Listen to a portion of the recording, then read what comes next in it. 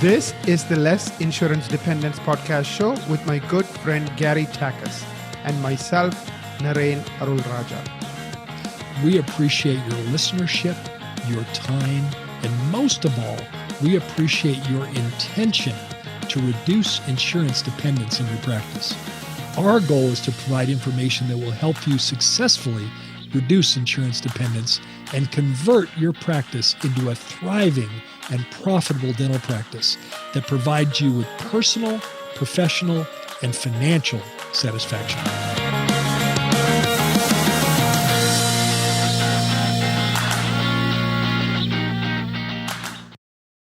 Hello, everyone. Welcome to the Less Insurance Dependence podcast, the official podcast of the Reducing Insurance Dependence Academy, www.rid.academy. Membership to the Academy is a gift from Gary and I in appreciation for your listenership. Visit rid.academy and don't forget to register. By registering, you will have access to all of our resources and a free pass to all of our events, including our annual summit. Speaking of annual summit, the next one is coming up on the 24th of October. That is a Friday, and you get 5 hours of CE. It starts at noon Eastern. If you want to learn more and reserve the date, go to rid.academy and pre-register. rid.academy, you will learn a ton. So definitely don't miss out on this opportunity. You know, Naren, this is our 5th annual RID, Reducing Insurance Dependence Summit. 5th annual. Yes. Each one, we were, we did it as an experiment in 2021, not knowing what to expect. And we had awesome attendance and lots of interest. Every single year, our attendance has doubled. This has literally become the virtual event in dentistry. And this is our 5th. Now, we've got a heavy lift this year to double our attendance from 2024. We had massive attendance in 2024, and we got a heavy lift, but I think we're going to do it. 5 hours of CE. The actual event is 5.5 hours. We have to give you some breaks in there. We've got 2 15-minute breaks, but we've got keynote sessions. We've got a whole variety of panels. We've got experts. Everybody associated with that event is going to have something to do with helping you successfully resign from insurance PPO plans. If that's on your radar screen, this is a don't miss event. And I think you'll like the tuition. We are gifting you the tuition in appreciation for your listenership. No tuition. You get 5 hours. If you stay for the entire amount of time, you'll get 5 hours of CE credit at no cost. Come join us. Go to RID. You have to register. Go to rid.academy and look forward to seeing you there. It'll be time very well spent. Thank you, Gary. Yeah, it's going to be an amazing event, and I really think you don't want to miss it. It has become the landmark event. Hundreds of practices have completely gone fee for service, and many times over have dropped many plans, and they're happier for it. We have 1,200 members. Become a member. Go to rid.academy and don't miss our annual event. Gary, today's topic is a really, really important topic, and it actually is a relevant topic given this podcast, which is less insurance dependence. And the topic is, how do we market to the universe of patients who do not go to a dentist? I remember you saying it's almost half or if more than half of the people who don't regularly go to a dentist. So it's a massive universe. They don't have a regular dentist. They don't have a relationship with a regular dentist.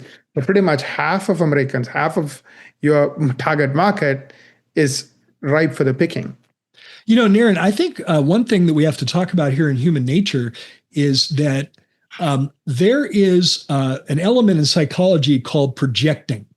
Yes. And what I mean by that is everybody that's listening to this podcast is somehow connected to dentistry, right? Otherwise, you wouldn't be listening to it, right? Yes. And so our friends, our associates, our colleagues, our family members are loyal patients in practices, right? Those are the people we know.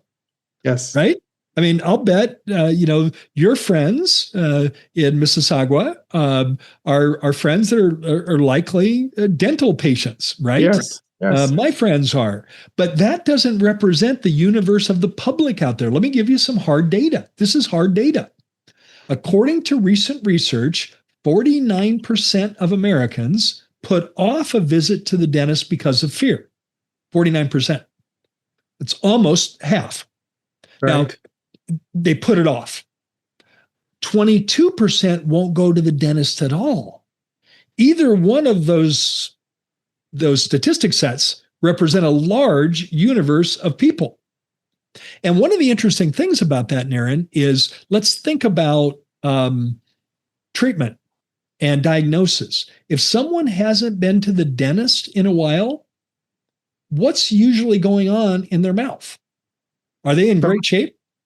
No, Gary. I mean, so you're saying it's a blessing, it's an opportunity because they probably have a lot of dental needs. Yeah, I mean, I certainly don't wish that, on an On the individual. patient. Yeah, exactly. But the reality is it's deferred maintenance. It doesn't necessarily have to be exotic. It can be, everyday general dentistry, but there's probably a lot of it. Fillings, root canals, crowns. It's just like, Naren, if you don't take your, well, I can't really talk to you about cars because you drive that toaster around. Isn't that what the T stands for, toaster? Is that Toaster, yes. Oh, it's Tesla? Oh, I thought it was toaster. But if you drive an ICE, internal combustion engine car, Yes. you have to keep up with maintenance. This is where you've got it over me, Naren. You have no maintenance on your toaster. Yeah, that toaster has zero maintenance. No brake changes, no oil changes, nothing. It's just and going. Even the computer upgrades overnight. You don't even have to. Yeah, it's automatic. It's when you wake up in the morning, it takes care of it. Well, you're still not convincing me, but for someone with a more traditional car, if you haven't kept up on maintenance and then you finally take your car to the garage after 5 years, you're not surprised when you have a pretty high bill because it's all the deferred maintenance you haven't kept up with. And that's what's going on in people's mouths. I still remember my first summer, they gave us a car. I was an intern at Fermilab and I never changed the oil and we were driving like crazy and the damn engine froze. Crazy.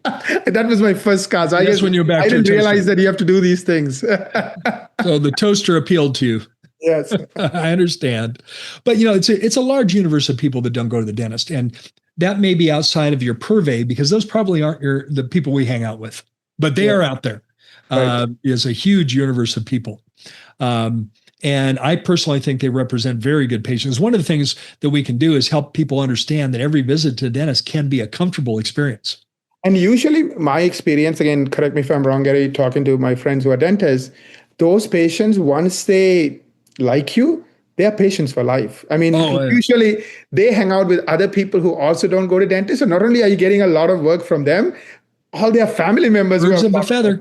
Yeah, birds of a feather flock together, and they will sing your praises. And it even shows up in your reviews, your Google reviews. We read things like, "I was terrified of going to the dentist until I met Dr. So-and-so. And now I am thrilled to report that I'm over my fear of going to the dentist. This is the most comfortable place in the world. You need to go there." Exactly. Those are the kind of reviews that we see. So, Naren, I'm going to flip it to you on your marketing expertise. Share some marketing tips for our listeners that they want to attract people that traditionally aren't going to the dentist. What might they do marketing-wise to attract people like that? Yeah. So I'm going to talk about outside of the practice and then within the practice. So outside of the practice is what can you do to attract those people so those people are seeking you out specifically, right? So these people have not gone to a dentist for a long, long time. So one of the ways, like let's call it gateway service or gateways that lead them to you is emergency dentistry. In other words, there's a toothache because they ignored something and now they're in severe pain and they need to get something done. So target all the keywords like, dentist open late, emergency dentist, toothache dentist, et cetera, et cetera. So you want to dominate yourself for those kinds of keywords because you want to remember not to think myopically about the language we use. Right. Think about the language of public. Maybe a phrase would be, "I have a toothache." Yeah, absolutely. I see that dozens of times. Or tooth pain, or like they're literally typing in what they're feeling. Literally, dentist now, it sounds crazy because they need to see somebody right now because they're in pain and they don't have an existing dentist, an existing relationship. Right. So that's what I would do. Of course, you have to generally do well with SEO because for you to start ranking for anything you want and go after it, you have to be strong with SEO. So, my recommendation is generally be in that 5% of practices that is getting 95% of traffic because you are in the top 5% of SEO. Other keywords I would target is, like you said, how do they come to you? Because they're in pain and that drives you to you. The second set of keywords I would target is, pain related, dental pain, sedation. They might know some buzzwords around, hey, how do I avoid pain? And they would have done some research and they're like, okay, they're starting to look for dentists who provide those, or who like, laughing gas dentists, like whatever they can think of, whatever they think the solution is, they'll be putting those in. So definitely start ranking for those. And it's more than just keywords. Make sure that you have a landing page or pages 100% around emergency dentistry. One of the cool, I learned it from you, Naren, so I'll give you credit. On that landing page, maybe you have a header on the landing page with actual Google reviews that you have that talk about visits being comfortable. Put that on that landing page. 100%. Now we got the voice of the patient.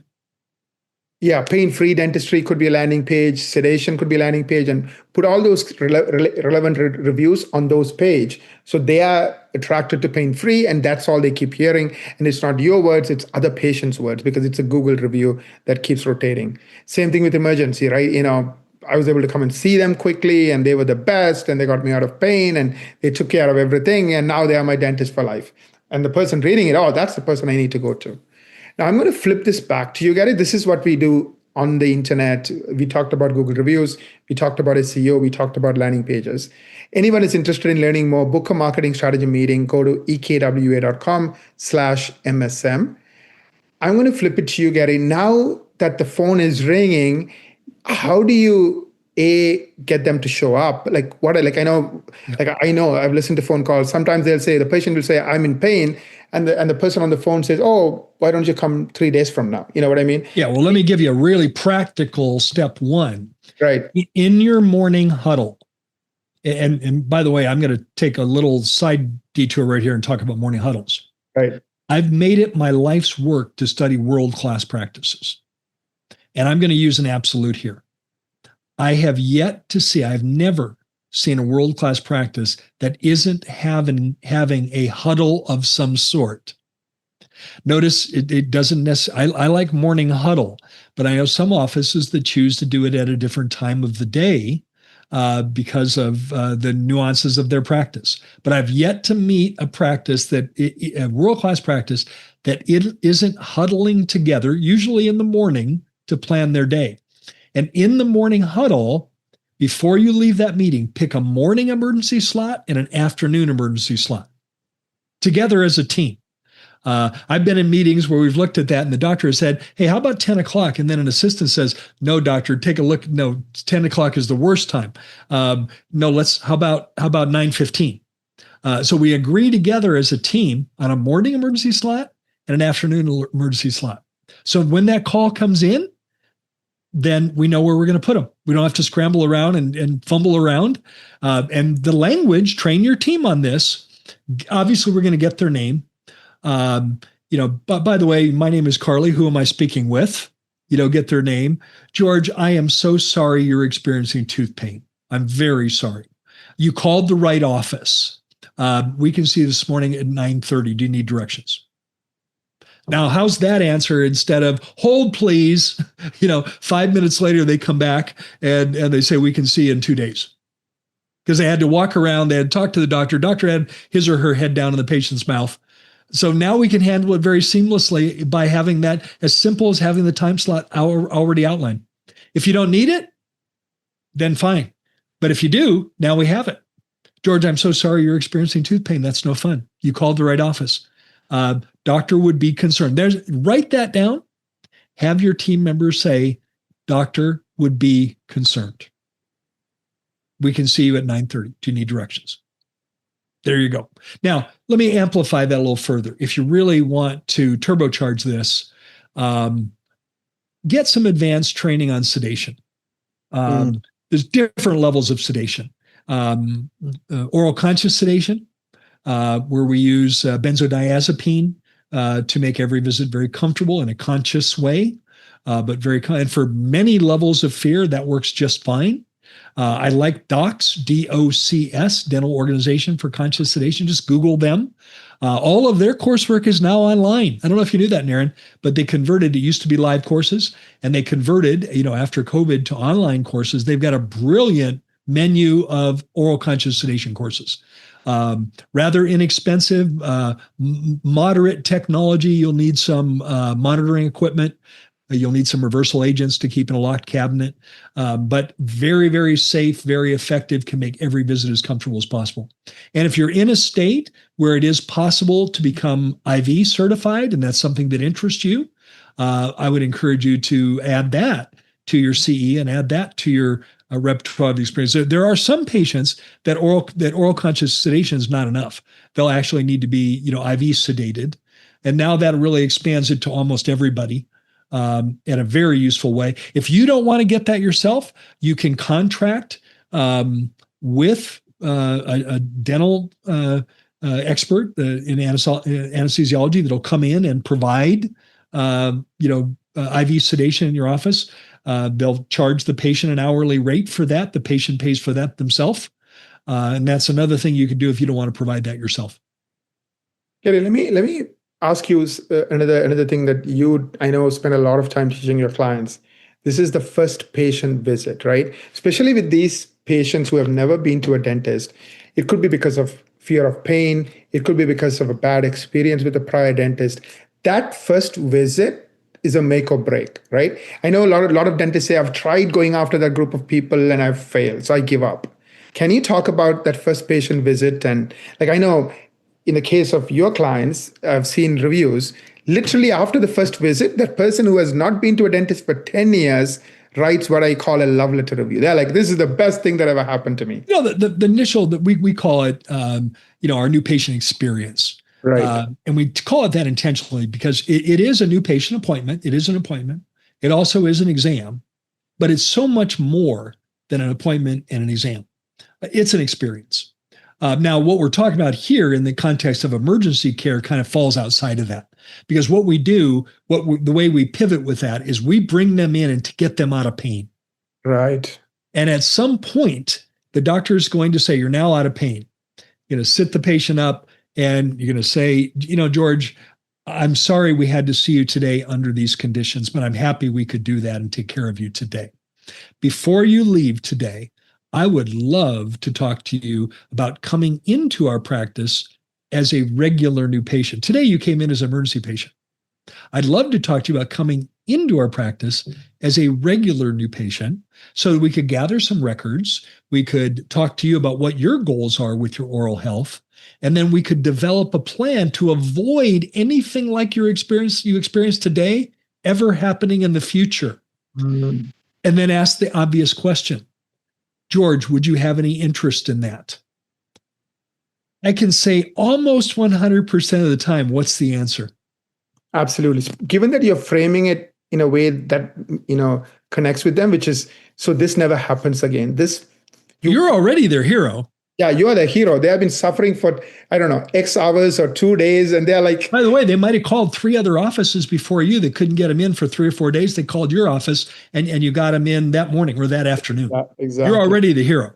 Yes. And when you make that request, George, I'd love to talk to you about coming into our office as a regular. Today you came in as an emergency patient. And I'm glad, I'm sorry you were experiencing the pain. I'm happy we could help you. Right. But I'd love to talk to you about coming in through the regular channel so we could take some records. We could talk to you about your goals and we could avoid something like this from ever happening in the future. Right. George, do you have any interest in that? Yeah. But we also have to, help your team members with language skills and compassion skills. And I think sometimes the team members have this mindset, oh, these are bad patients, And I think we need to reset that mindset. Right. The good news is they're here.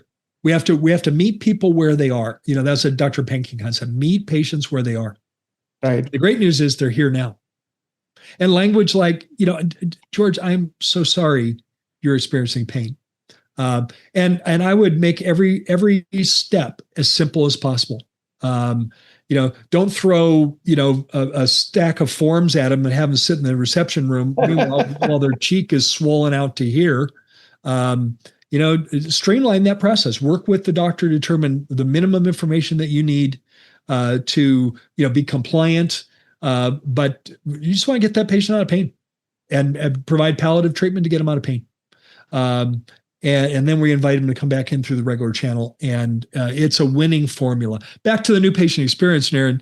Maybe we'll do a future episode on thriving dentistry. Yeah, let's do that. Maybe or on less insurance dependence. Let's do that. Yeah, maybe that could be our next episode.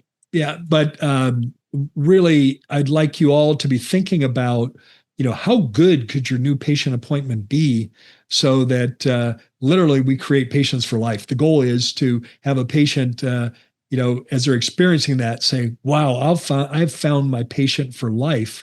I'm going to be a patient for life. I'm never going to go anywhere else." I've shared this with you, Naren, but last week I was talking to one of our clients in Colorado. And I asked her, I already knew the answer to it, but I wanted her to sort of embellish it for me.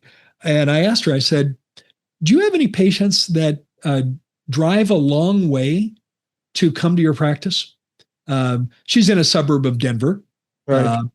And her eyes got really big. We're in a Zoom call and she goes, "Gary, you're not going to believe this." And I knew what she was about to tell me, because I already heard it from the office manager. She said, "Gary, not only drive, but we have a couple, husband and wife, that fly. They now live in Hawaii. They were patient. They lived in our neighborhood here for many years. We were their dentist. They moved to Hawaii. Now they fly here twice a year." Wow. And I knew that was coming. But how cool is that? Now, Naren, they are not choosing. Now, granted, they do have other people to see when they visit. They used to live there. They have friends they want to see and so on. But one of the things they do when they visit is they see their dentist. How cool is that? That's what a new patient experience can create.